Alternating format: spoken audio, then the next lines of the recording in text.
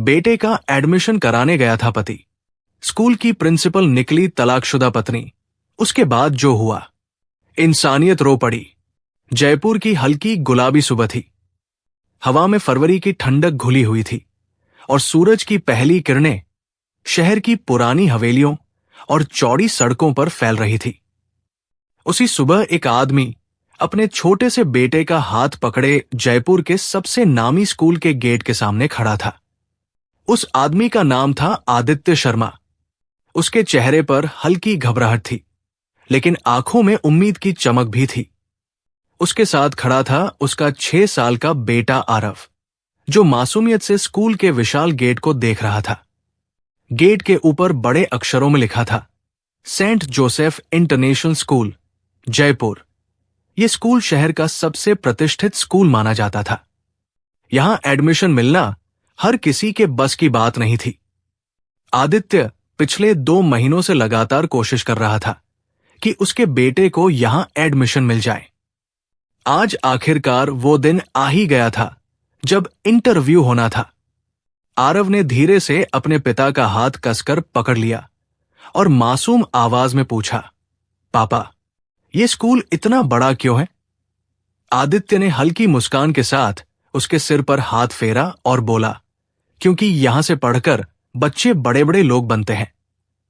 आरव की आंखों में चमक आ गई, लेकिन आदित्य के दिल में एक अजीब सा डर बैठा हुआ था।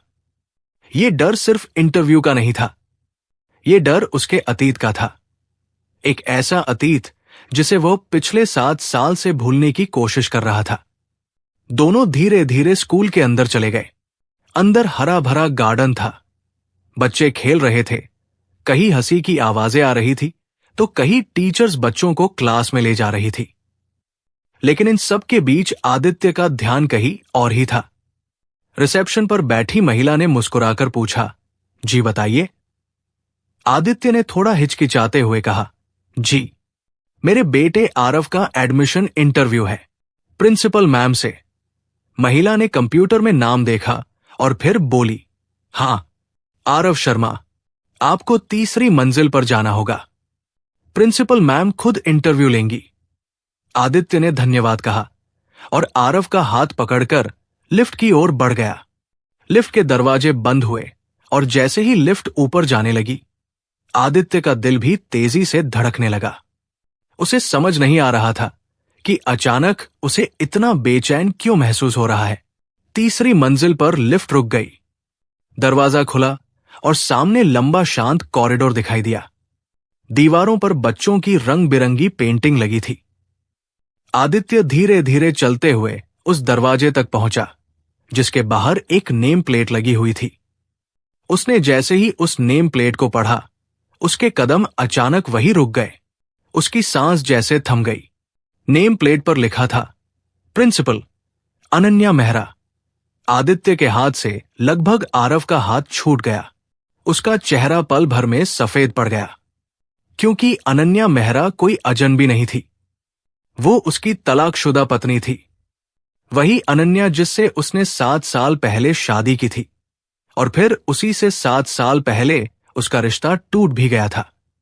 उस तलाक ने सिर्फ 2 लोगों को अलग नहीं किया था, उसने 2 जिंदगियों को अंदर से तोड़ दिया था। आदित्य के सामने अचानक 7 साल पहले की यादें घूमने लगी। वो बारिश की रात, घर के अंदर गूंजती बहस की आवाजें और अनन्या की वो आखिरी बात जो आज भी उसके कानों में गूंजती थी, आदित्य, आज के बाद मेरी जिंदगी से हमेशा के लिए चले जाओ। उस रात के बाद दोनों की राहें अलग हो गई थी। 7 साल तक उन्होंने एक दूसरे की शक्ल तक नहीं देखी थी, लेकिन आज किस्मत उन्हें फिर से आमने सामने खड़ा कर चुकी थी। आरव ने मासूमियत से पूछा, पापा, क्या हुआ? आदित्य जैसे अचानक वर्तमान में लौट आया। उसने खुद को संभालते हुए कहा, कुछ नहीं बेटा, चलो अंदर चलते हैं। लेकिन उसके दिल में तूफान उठ चुका था। क्या वो सच में अंदर जाकर अनन्या का सामना कर पाएगा? क्या 7 साल बाद वो फिर से उससे बात कर पाएगा? तभी अंदर से आवाज आई, कम इन। आदित्य के कदम अपने आप दरवाजे की ओर बढ़ गए। उसने धीरे से दरवाजा खोला और जैसे ही अंदर गया, उसकी नजर सामने बैठी महिला पर पड़ी। कमरे में कुछ सेकंड के लिए जैसे समय रुक गया।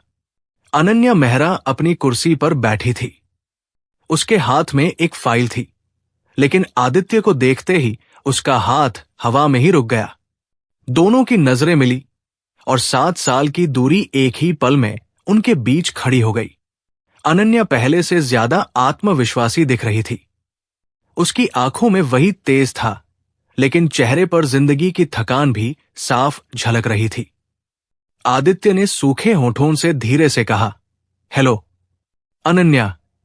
अनन्या कुछ पल तक उसे देखती रही, फिर उसने अपनी आवाज को सामान्य बनाते हुए कहा, मिस्टर शर्मा, प्लीज सिट।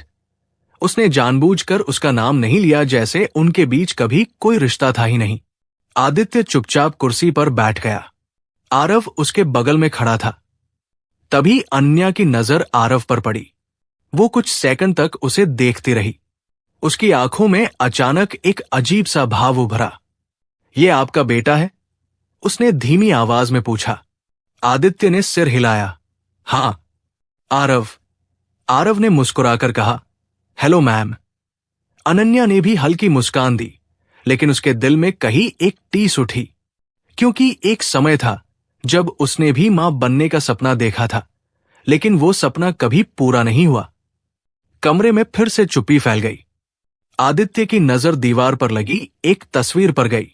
उस तस्वीर में अनन्या किसी अवार्ड समारोह में खड़ी थी और नीचे लिखा था, बेस्ट प्रिंसिपल अवार्ड 2024। आदित्य के मन में एक अजीब सी भावना उठी। जिस लड़की से वो कभी कॉलेज में प्यार करता था, वो आज इस शहर के सबसे बड़े स्कूल की प्रिंसिपल बन चुकी थी। अनन्या ने फाइल खोली और औपचारिक आवाज में कहा, तो आरव का एडमिशन इंटरव्यू है। उसने आरव से कुछ सवाल पूछे। आरव समझदार बच्चा था।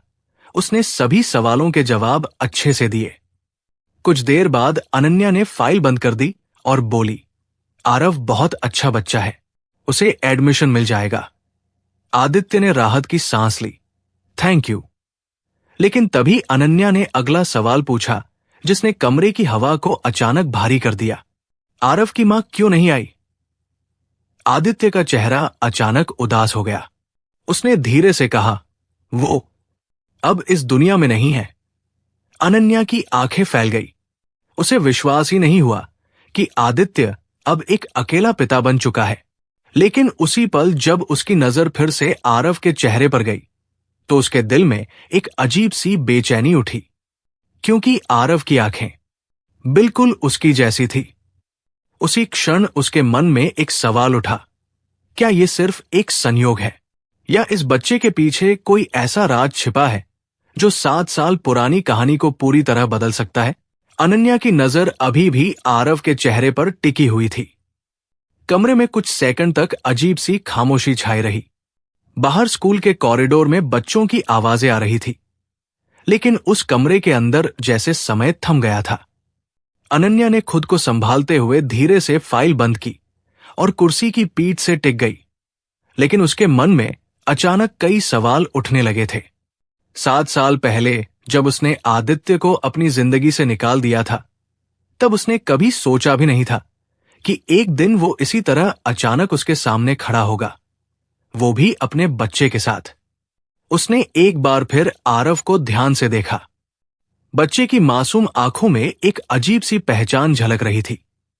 अनन्या ने तुरंत अपने मन को समझाया कि यह सिर्फ एक भ्रम है, लेकिन दिल मानने को तैयार नहीं था। आदित्य चुपचाप बैठा था। वो जानता था कि यह मुलाकात आसान नहीं होने वाली।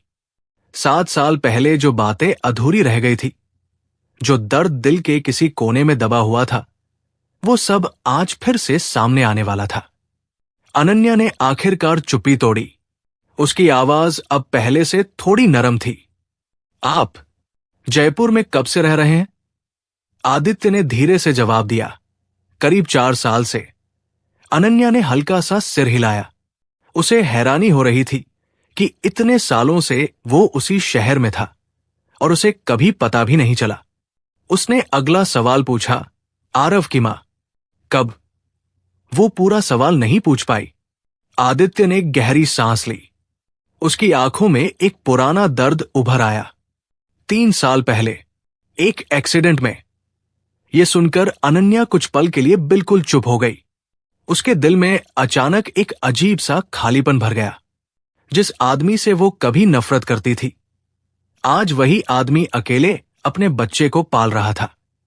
उसने धीरे से कहा, मुझे पता नहीं था। आदित्य ने हल्की सी कड़वी मुस्कान दी। पता कैसे चलता? हम तो 7 साल पहले ही एक दूसरे की जिंदगी से निकल चुके थे। ये सुनते ही कमरे में फिर वही भारी खामोशी फैल गई। दोनों के मन में पुरानी यादें घूमने लगी। कॉलेज के दिन, पहली मुलाकात, प्यार, शादी और फिर वो भयानक रात जब सब कुछ टूट गया था। अनन्या ने जल्दी से अपनी नजर फाइल पर टिकाई, जैसे वो उन यादों से बचना चाहती हो। लेकिन तभी आरव की आवाज आई, पापा, मुझे पानी चाहिए। आदित्य ने तुरंत कहा, 1 मिनट बेटा। अनन्या ने इंटरकॉम उठाकर अटेंडेंट को पानी लाने के लिए कहा। कुछ ही देर में पानी आ गया। आरव पानी पीने लगा। अनन्या की नजर फिर उसी पर टिक गई। वो जितना उसे देखती, उतना ही उसके मन में बेचैनी बढ़ती जाती। आखिर उसने खुद से एक सवाल पूछा, आखिर इस बच्चे में ऐसा क्या है जो उसे इतना बेचैन कर रहा है? तभी अचानक उसके दिमाग में एक पुरानी याद बिजली की तरह चमकी। 7 साल पहले, वही आखिरी रात, वही झगड़ा, वही आरोप, वही कागज जिन पर उसने गुस्से में तलाक के साइन कर दिए थे। लेकिन उस रात के बाद उसकी जिंदगी में जो हुआ था, वो बात उसने कभी किसी को नहीं बताई थी। अनन्या के चेहरे का रंग धीरे धीरे बदलने लगा। आदित्य ने यह महसूस किया। उसने पूछा, सब ठीक है? अनन्या ने तुरंत खुद को संभाला। हां, सब ठीक है। उसने फाइल उठाई और औपचारिक लहजे में बोली, आरव का एडमिशन हो जाएगा। आप कल ऑफिस में फीस जमा कर दीजिए। आदित्य ने सिर हिलाया। धन्यवाद। वो उठने लगा।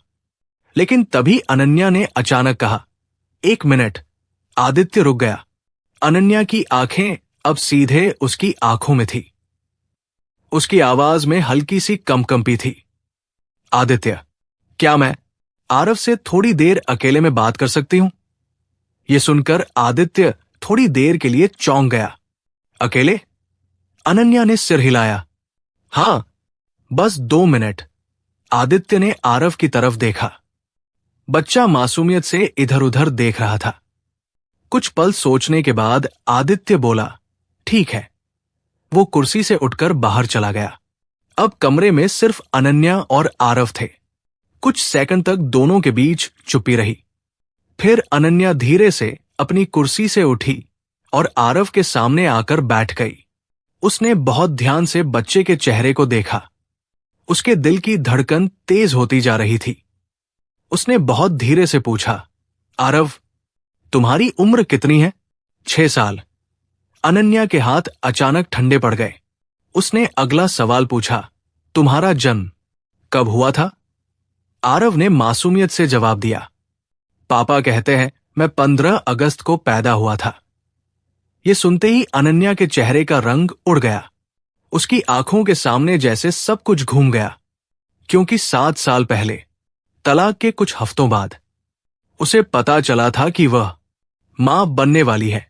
लेकिन उस समय उसका गुस्सा, उसका अहंकार और टूटे हुए रिश्ते की कड़वाहट इतनी ज्यादा थी कि उसने उस सच को हमेशा के लिए अपने दिल में दफना दिया था। उसने किसी को नहीं बताया, किसी को भी नहीं, यहां तक कि आदित्य को भी नहीं। लेकिन आज उसके सामने खड़ा ये बच्चा उसकी पूरी दुनिया को सवालों में बदल रहा था। तभी दरवाजा खुला और आदित्य अंदर आया। उसने देखा कि अनन्या का चेहरा बिल्कुल सफेद पड़ चुका था। उसने घबराकर पूछा, क्या हुआ? अनन्या धीरे धीरे खड़ी हुई। उसकी आंखों में आंसू चमक रहे थे। उसने कांपती आवाज में कहा, आदित्य, मुझे तुमसे एक बहुत जरूरी बात पूछनी है। अगर आरव की मां 3 साल पहले गुजरी, तो फिर इस बच्चे की मां आखिर थी कौन? कमरे के अंदर जैसे हवा भी रुक गई थी। अनन्या के शब्द अभी भी कमरे में गूंज रहे थे। अगर आरव की मां 3 साल पहले गुजरी, तो फिर इस बच्चे की मां आखिर थी कौन? आदित्य कुछ सेकंड तक बिल्कुल चुप खड़ा रहा। उसके चेहरे पर उलझन साफ दिखाई दे रही थी। उसे समझ ही नहीं आया कि अनन्या ऐसा सवाल क्यों पूछ रही है। उसने धीरे से कहा, तुम ये सवाल क्यों पूछ रही हो अनन्या? अनन्या की आंखों में अब बेचैनी साफ झलक रही थी। उसके अंदर कई सालों से दबा हुआ एक सच जैसे बाहर आने के लिए तड़प रहा था, लेकिन वो अभी भी खुद को रोक रही थी। उसने एक गहरी सांस ली और बोली, बस ऐसे ही पूछ रही हूं। आदित्य ने हल्की सी भौहें सिकोड़ ली। उसे महसूस हो रहा था कि बात इतनी साधारण नहीं है, लेकिन उसने ज्यादा जोर नहीं दिया। उसने आरव का हाथ पकड़ा और बोला, चलो बेटा। दोनों दरवाजे की तरफ बढ़ने लगे, लेकिन तभी अनन्या ने फिर आवाज दी, आदित्य रुक जाओ। उसकी आवाज इस बार पहले से ज्यादा भारी थी। आदित्य ने पीछे मुड़कर देखा। अनन्या अब अपनी कुर्सी के सहारे खड़ी थी। उसकी आंखों में एक अजीब सा तूफान था। कुछ सेकंड तक वो कुछ बोल ही नहीं पाई। फिर आखिरकार उसके होंठ खुले, मुझे तुमसे सच जानना है। आदित्य अब सचमुच परेशान हो गया था। कौन सा सच? अनन्या ने धीरे धीरे कदम बढ़ाते हुए कहा, आरव की मां। कौन थी? आदित्य ने गहरी सांस ली, जैसे वह किसी पुराने जख्म को फिर से खोलने जा रहा हो। उसका नाम था सिया। यह सुनते ही अनन्या का दिल जोर से धड़क उठा। सिया? आदित्य ने सिर हिलाया। हां, सिया। मेरी शादी के 3 साल बाद मेरी मुलाकात उससे हुई थी। वो जयपुर के ही एक अस्पताल में नर्स थी। बहुत सीधी, बहुत शांत लड़की थी। अनन्या चुपचाप सुनती रही। आदित्य की आवाज में अब एक अजीब सा दर्द था। मेरी जिंदगी उस समय बिल्कुल खाली हो चुकी थी। तलाक के बाद सब कुछ खत्म सा लग रहा था। सिया ने मुझे फिर से जीना सिखाया। कमरे में खामोशी छा गई। अनन्या के दिल में एक हल्की सी चुभन उठी, लेकिन उसने खुद को संभाला। आदित्य आगे बोला, हमने शादी कर ली थी। 2 साल बाद आरव पैदा हुआ, और फिर 3 साल पहले वो एक्सीडेंट हुआ। उसकी आवाज अचानक धीमी हो गई। उस दिन अगर मैं 5 मिनट पहले पहुंच जाता, तो शायद सिया आज जिंदा होती। कमरे में एक भारी खामोशी फैल गई। अनन्या ने धीरे से कुर्सी पकड़ ली। उसके मन में जो शक पैदा हुआ था, वो अचानक कमजोर पड़ने लगा। शायद सच में ये सब सिर्फ एक संयोग था। लेकिन तभी उसकी नजर फिर से आरव के चेहरे पर गई। वही आंखें, वही मासूमियत, वही चेहरे की बनावट। उसका दिल फिर बेचैन हो उठा। उसने धीरे से पूछा, आरव का जन्म जयपुर में हुआ था? आदित्य ने कहा, नहीं, अजमेर में। उस समय मेरी पोस्टिंग वही थी। अनन्या के दिल में जैसे एक और झटका लगा, क्योंकि 7 साल पहले जब तलाक हुआ था, उसके कुछ हफ्तों बाद वो भी जयपुर छोड़कर कुछ महीनों के लिए अजमेर चली गई थी। उस समय उसकी जिंदगी पूरी तरह टूट चुकी थी। वो किसी से मिलना भी नहीं चाहती थी। तभी उसके दिमाग में एक और याद चमकी। वो दिन जब उसे डॉक्टर ने बताया था कि वह मां बनने वाली है। उस खबर ने उसे अंदर तक हिला दिया था। वो आदित्य को बताना चाहती थी, लेकिन उसी पल उसे याद आया था वो भयानक झगड़ा, वे आरोप, वे कड़वे शब्द जो दोनों ने एक दूसरे से कहे थे। उसका गुस्सा और उसका टूटा हुआ अहंकार उसके प्यार से ज्यादा मजबूत हो गया था। उसने फैसला किया कि वो ये सच कभी किसी को नहीं बताएगी। लेकिन किस्मत के पास शायद कोई और ही योजना थी। अनन्या की आंखों में आंसू भरने लगे। आदित्य ने उसे इस हालत में देखकर घबराकर पूछा, क्या हुआ? अनन्या ने धीरे से सिर उठाया। उसकी आंखों में अब एक गहरा दर्द था। उसने कांपती आवाज में कहा, आदित्य, अगर मैं तुमसे कहूं कि 7 साल पहले जब हमारा तलाक हुआ था, तब मैं। उसकी आवाज अचानक रुक गई। वो कुछ सेकंड तक बोल ही नहीं पाई। फिर आखिरकार उसके होठों से वो शब्द निकले जिनसे पूरी कहानी बदलने वाली थी। मैं उस समय तुम्हारे बच्चे की मां बनने वाली थी। ये सुनते ही आदित्य जैसे पत्थर का हो गया। उसकी आंखें फैल गई। कमरे में फिर से वही गहरी खामोशी छा गई। कुछ पल तक कोई कुछ बोल ही नहीं पाया। फिर आदित्य की आवाज निकली। क्या? उसके शब्दों में अविश्वास साफ था। तुमने मुझे ये बात कभी क्यों नहीं बताई? अनन्या की आंखों से आंसू बहने लगे, क्योंकि उस समय मेरे अंदर सिर्फ गुस्सा था और अहंकार भी। उसने धीमी आवाज में कहा, मुझे लगा था कि तुमने मुझे धोखा दिया है, कि तुमने हमारा रिश्ता खत्म कर दिया है। इसलिए मैंने भी फैसला कर लिया कि मैं अपनी जिंदगी खुद जीऊंगी। आदित्य अभी भी सदमे में खड़ा था। उसका दिमाग जैसे इस सच को स्वीकार ही नहीं कर पा रहा था। उसने धीमी आवाज में पूछा, फिर उस बच्चे का क्या हुआ? ये सवाल सुनते ही अनन्या की आंखें और भर आई। उसने कांपती आवाज में कहा, वो दुनिया में आने से पहले ही। उसकी आवाज टूट गई। कमरे में गहरा सन्नाटा छा गया। लेकिन उसी पल अनन्या के दिल में एक और डर उठ चुका था। उसने धीरे से आरव की तरफ देखा। उसके दिल में फिर वही सवाल उठा, अगर उसका बच्चा दुनिया में नहीं आया तो फिर ये अजीब सा एहसास क्यों हो रहा है कि आरव उससे किसी गहरे रिश्ते से जुड़ा हुआ है? और शायद इस सवाल का जवाब अभी सामने आना बाकी था। कमरे में एक भारी सन्नाटा छाया हुआ था। अनन्या की आंखों से आंसू लगातार बह रहे थे और आदित्य अभी भी वही खड़ा था, जैसे उसके पैरों में जान ही न हो। उसके दिमाग में एक ही बात घूम रही थी, मैं उस समय तुम्हारे बच्चे की मां बनने वाली थी। यह सच इतना बड़ा था कि वो उसे तुरंत स्वीकार ही नहीं कर पा रहा था। 7 साल पहले जब उनका रिश्ता टूटा था, उस रात गुस्से में बोले गए शब्द आज फिर उसके कानों में गूंज रहे थे।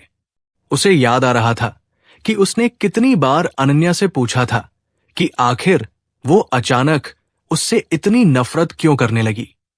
लेकिन उस रात के बाद अनन्या ने कभी कोई जवाब नहीं दिया था। और आज 7 साल बाद उसे पता चल रहा था कि उस समय वो उसके बच्चे की मां बनने वाली थी। आदित्य ने धीरे से कुर्सी पकड़ ली और बैठ गया। उसके चेहरे पर गहरा पछतावा साफ दिखाई दे रहा था। उसने धीमी आवाज में कहा, अगर तुमने उस समय मुझे ये बात बता दी होती तो शायद सब कुछ अलग होता। अनन्या ने सिर झुका लिया। उसके दिल में भी वही पछतावा था जो अब आदित्य की आंखों में दिखाई दे रहा था। उसने आंसू पोंछते हुए कहा, मैं जानती हूं, लेकिन उस समय मैं खुद को संभाल नहीं पा रही थी। मुझे लगा था कि तुमने मुझे धोखा दिया है। आदित्य ने तुरंत सिर उठाया। मैंने तुम्हें कभी धोखा नहीं दिया अनन्या। उसकी आवाज में दर्द साफ था। उस रात जो हुआ वो सिर्फ एक गलतफहमी थी। अनन्या ने हैरानी से उसकी तरफ देखा। गलतफहमी? आदित्य ने गहरी सांस ली। वो सच बताने जा रहा था जिसे वो 7 साल से अपने अंदर दबाए हुए था। जिस लड़की को तुमने उस रात मेरे साथ देखा था, वो मेरी कजिन थी। वो अचानक जयपुर आई थी और बहुत परेशानी में थी। मैं उसे सिर्फ होटल छोड़ने गया था। ये सुनते ही अनन्या जैसे पत्थर की हो गई। उसके दिमाग में उस रात का पूरा दृश्य घूम गया। वही होटल, वही लड़की, वही शक जिसने उसके दिल में जहर भर दिया था। उसने कांपती आवाज में पूछा, तुम सच कह रहे हो? आदित्य की आंखों में अब हल्का सा गुस्सा भी था और गहरा दर्द भी। अगर मैं झूठ बोल रहा होता तो आज भी ये बात क्यों कहता? कमरे में कुछ पल के लिए खामोशी फैल गई। अनन्या के दिल में पछतावे का तूफान उठ चुका था। उसने अपनी ही जिद और शक की वजह से अपना घर तोड़ दिया था। उसने धीरे से कहा, मैंने बिना सच जाने सब खत्म कर दिया। उसकी आवाज टूट गई, लेकिन तभी आरव की मासूम आवाज ने उस भारी माहौल को थोड़ा बदल दिया। पापा, हम घर कब जाएंगे? आदित्य ने उसकी तरफ देखा और हल्की मुस्कान लाने की कोशिश की। बस बेटा, अभी चलते हैं। लेकिन उसी पल अनन्या ने फिर आरव की तरफ देखा। उसके दिल में अभी भी वही अजीब सा एहसास था, जैसे इस बच्चे के साथ उसका कोई गहरा रिश्ता हो। उसने धीरे से पूछा, आरव, तुम्हें पेंटिंग करना पसंद है? आरव की आंखें चमक उठीं। बहुत पसंद है। अनन्या की सांस अचानक रुक सी गई, क्योंकि बचपन में वो खुद भी बिल्कुल ऐसे ही जवाब देती थी। उसने एक और सवाल पूछा, तुम्हें बारिश पसंद है या धूप? आरव मुस्कुराया, बारिश, क्योंकि बारिश में मिट्टी की खुशबू आती है। अनन्या के हाथ हल्के से कांप गए। ये वही जवाब था जो वो बचपन में दिया करती थी। उसने खुद को संभालते हुए कहा, अच्छा, तुम जाओ, कल से तुम्हारी नई स्कूल लाइफ शुरू होगी। आदित्य ने सिर हिलाया और आरव का हाथ पकड़कर बाहर निकल गया। दरवाजा बंद होते ही अनन्या अपनी कुर्सी पर बैठ गई। उसके दिल की धड़कन तेज हो चुकी थी। उसके मन में एक ही सवाल बार बार उठ रहा था, आखिर क्यों उसे ऐसा महसूस हो रहा है कि इस बच्चे के साथ उसका कोई रिश्ता है? उसी समय उसके दिमाग में अचानक एक पुरानी याद चमकी। 7 साल पहले, जब वो अजमेर में थी और डॉक्टर ने उसे बताया था कि उसका बच्चा दुनिया में आने से पहले ही मर गया है। लेकिन उस समय वो इतनी टूट चुकी थी कि उसने डॉक्टर की बातों पर ज्यादा सवाल ही नहीं किए थे। उसने बस उस दर्द को स्वीकार कर लिया था। लेकिन आज, इतने साल बाद, उसके मन में अचानक एक शक पैदा हुआ। क्या सच में उसका बच्चा मर गया था, या फिर उससे कोई बहुत बड़ा सच छिपाया गया था? अनन्या की सांसें तेज हो गई। उसने तुरंत अपना फोन उठाया और एक पुराना नंबर डायल किया। फोन के दूसरी तरफ वही डॉक्टर थी जिसने 7 साल पहले उसका इलाज किया था। कुछ सेकंड बाद कॉल उठी। अनन्या ने कांपती आवाज में कहा, डॉक्टर मेहता, मुझे आपसे 7 साल पुरानी एक सच्चाई जाननी है। उस दिन मेरे बच्चे के साथ सच में क्या हुआ था? फोन कान से लगाए अनन्या की उंगलियां हल्के हल्के कांप रही थी। दिल इतनी तेज धड़क रहा था जैसे सीने से बाहर निकल आएगा। दूसरी तरफ कुछ सेकंड तक सिर्फ फोन की हल्की आवाज सुनाई देती रही। फिर एक उम्रदराज महिला की आवाज आई, हेलो। कौन? अनन्या ने धीरे से कहा, डॉक्टर मेहता, मैं अनन्या बोल रही हूं। अनन्या मेहरा। कुछ पल के लिए फोन के उस पार भी चुप्पी छा गई, जैसे डॉक्टर मेहता को अचानक 7 साल पुरानी कोई याद आ गई हो। फिर उन्होंने धीमी आवाज में कहा, अनन्या। इतने साल बाद अनन्या की सांस भारी हो चुकी थी। डॉक्टर, मुझे आपसे एक सवाल पूछना है और मुझे सच जानना है। डॉक्टर मेहता कुछ समझ गई कि बात गंभीर है। उन्होंने पूछा, क्या बात है? अनन्या की आंखों में आंसू आ गए। 7 साल पहले, जब मैं अजमेर के आपके अस्पताल में भर्ती थी, आपने मुझे कहा था कि मेरा बच्चा दुनिया में आने से पहले ही मर गया था। क्या वो सच था? फोन के उस पार अचानक सन्नाटा छा गया। कुछ सेकंड, फिर 10 सेकंड, फिर लगभग आधा मिनट बीत गया। अनन्या का दिल जोर जोर से धड़क रहा था। आखिर डॉक्टर मेहता की आवाज आई, लेकिन इस बार वो पहले जैसी स्थिर नहीं थी। अनन्या, तुम अचानक ये सवाल क्यों पूछ रही हो? अनन्या ने तुरंत कहा, क्योंकि मुझे सच जानना है। उसकी आवाज में इस बार एक दृढ़ता थी। कृपया मुझे झूठ मत बताइए। फिर कुछ सेकंड की खामोशी रही और फिर डॉक्टर मेहता ने जो कहा, उससे अनन्या की पूरी दुनिया हिल गई। तुम्हारा बच्चा उस दिन मरा नहीं था। ये सुनते ही अनन्या के हाथ से फोन लगभग छूट गया। उसकी सांस रुक गई। उसने कांपती आवाज में पूछा, क्या? डॉक्टर मेहता की आवाज अब भारी हो चुकी थी। तुम्हारा बच्चा जिंदा पैदा हुआ था, बिल्कुल स्वस्थ। अनन्या की आंखों से आंसू बहने लगे। उसका दिल जैसे एक पल के लिए धड़कना भूल गया। उसने मुश्किल से पूछा, फिर आपने मुझे क्यों कहा कि वो मर गया? फोन के उस पार डॉक्टर मेहता ने गहरी सांस ली, क्योंकि उस समय तुम्हारी हालत बहुत खराब थी। तुम मानसिक रूप से बिल्कुल टूट चुकी थी। तुम्हें बार बार बेहोशी आ रही थी और तुम्हारे परिवार वाले भी चाहते थे कि तुम्हें उस बच्चे की जिम्मेदारी से दूर रखा जाए। अनन्या का दिमाग सुन्न हो गया। मेरा परिवार? डॉक्टर मेहता ने कहा। हां, तुम्हारे बड़े भाई ने ही हमें कहा था कि बच्चे को किसी अनाथालय में भेज दिया जाए और तुम्हें बताया जाए कि बच्चा बच नहीं पाया। यह सुनते ही अनन्या की आंखों के सामने अंधेरा छा गया। उसे विश्वास ही नहीं हो रहा था कि उसके अपने भाई ने उसके साथ इतना बड़ा धोखा किया था। उसकी आवाज टूट गई। तो मेरा बच्चा अब कहाँ है? फोन के उस पार कुछ सेकंड तक खामोशी रही। फिर डॉक्टर मेहता ने कहा, मुझे इतना ही पता है कि उस बच्चे को अजमेर के एक अनाथालय में भेज दिया गया था। उसके बाद क्या हुआ मुझे नहीं मालूम। अनन्या के हाथ कांपने लगे। उसका दिल जोर जोर से धड़क रहा था। उसके दिमाग में अचानक आरव का चेहरा घूम गया। वही आंखें, वही मुस्कान, वही अजीब सा अपनापन। उसके दिल में बिजली की तरह एक ख्याल कौंधा, क्या ऐसा हो सकता है कि वही बच्चा आज उसके सामने आरव बनकर खड़ा हो? उसी समय स्कूल के बाहर पार्किंग में आदित्य अपनी कार स्टार्ट कर रहा था। आरव पीछे सीट पर बैठा था और खिड़की से बाहर स्कूल को देख रहा था। अचानक उसने कहा, पापा, वो मैम बहुत अच्छी थी।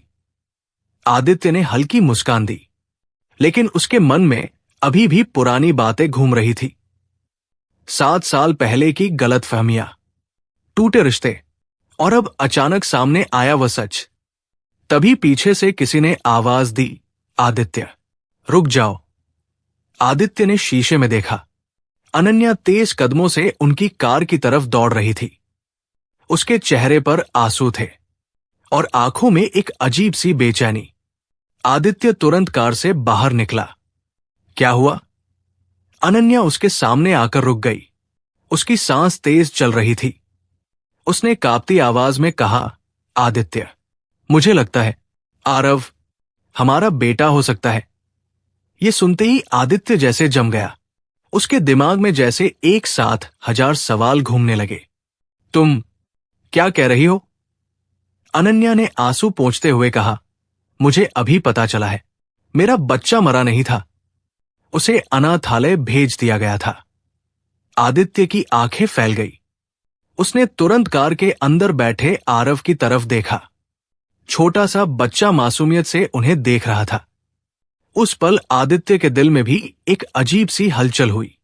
क्या सच में ऐसा हो सकता है? क्या किस्मत 7 साल बाद उन्हें उनका खोया हुआ बेटा वापस देने जा रही है? लेकिन इस सवाल का जवाब अभी भी बाकी था, क्योंकि असली सच्चाई जानने के लिए उन्हें अब उस अनाथालय तक जाना था, जहां से शायद उनकी पूरी जिंदगी का सबसे बड़ा सच सामने आने वाला था।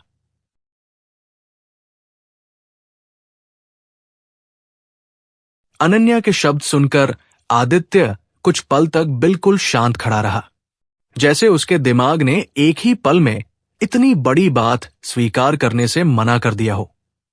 कार के अंदर बैठा छोटा सा आरव खिड़की से दोनों को देख रहा था। उसे समझ नहीं आ रहा था कि अचानक क्या हो गया है। आदित्य ने धीरे से कहा, अनन्या, तुम्हें शायद कोई गलतफहमी हो रही है। लेकिन अनन्या की आंखों में इस बार सिर्फ शक नहीं था, एक गहरा विश्वास भी था। उसने कांपती आवाज में कहा, मुझे भी पहले यही लगा था, लेकिन अभी डॉक्टर मेहता से बात हुई है। उन्होंने कहा कि मेरा बच्चा उस दिन मरा नहीं था, उसे अजमेर के एक अनाथालय में भेज दिया गया था। यह सुनते ही आदित्य के दिल की धड़कन तेज हो गई। उसने तुरंत पूछा, कौन सा अनाथालय? अनन्या ने जवाब दिया, अजमेर बाल सेवा आश्रम। ये नाम सुनते ही आदित्य जैसे अचानक चुप हो गया। उसकी आंखों में हैरानी साफ दिखाई देने लगी। अनन्या ने तुरंत पूछा, क्या हुआ? आदित्य ने धीरे धीरे कार की तरफ देखा जहां आरव बैठा था। फिर उसने धीमी आवाज में कहा, आरव उसी अनाथालय से आया है। यह सुनते ही अनन्या की सांस रुक गई। उसके पैरों के नीचे जैसे जमीन खिसक गई। उसकी आंखों से आंसू बहने लगे। उसने धीरे से कार की तरफ कदम बढ़ाए और खिड़की के पास आकर खड़ी हो गई। आरव ने मासूमियत से उसे देखा और मुस्कुरा दिया। उस मासूम मुस्कान में ऐसा अपनापन था कि अनन्या का दिल भर आया। उसकी आंखों के सामने अचानक 7 साल पुरानी सारी यादें घूमने लगी। उसका टूटना, अस्पताल का वो कमरा, और फिर वो दर्द जिसे उसने हमेशा के लिए अपने दिल में दफना दिया था।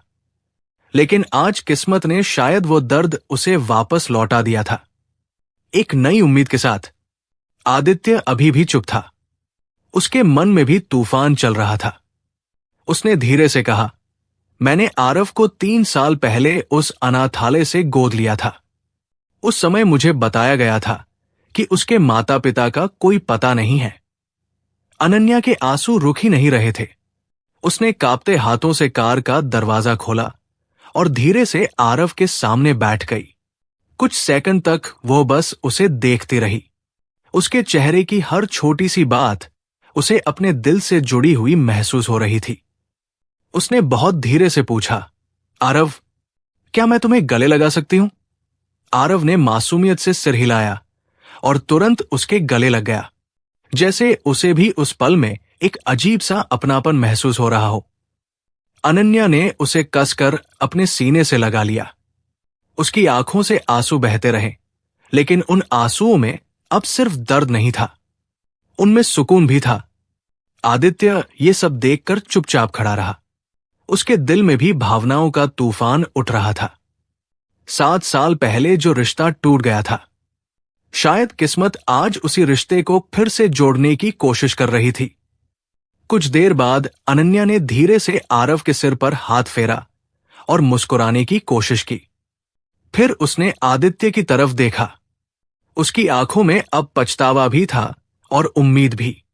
उसने धीमी आवाज में कहा, आदित्य, हमने अपनी गलतफहमियों की वजह से 7 साल खो दिए। आदित्य ने गहरी सांस ली। हां, लेकिन शायद किस्मत ने हमें एक और मौका दिया है। दोनों कुछ पल तक एक दूसरे को देखते रहे।